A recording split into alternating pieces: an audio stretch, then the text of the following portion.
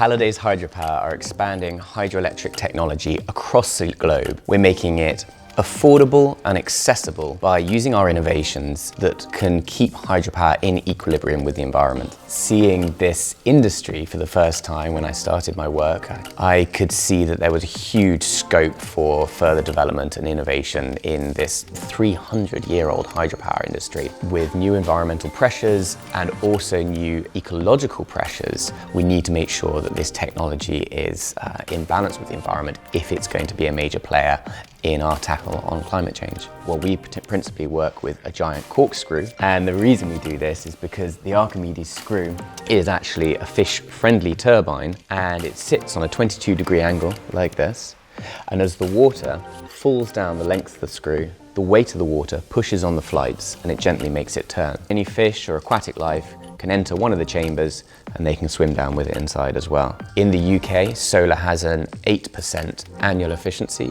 Wind is 21%. We design hydro starting at about 50%. Many of our projects are around about 70%.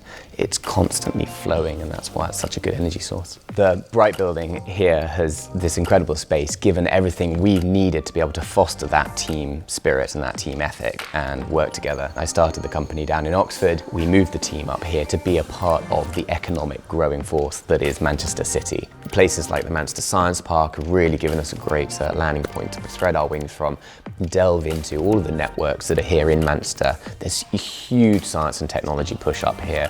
I'm also really excited to hear that they're developing some new innovation and energy tech buildings on the Science Park as well. I'm excited to see what facilities those will have for a company like us.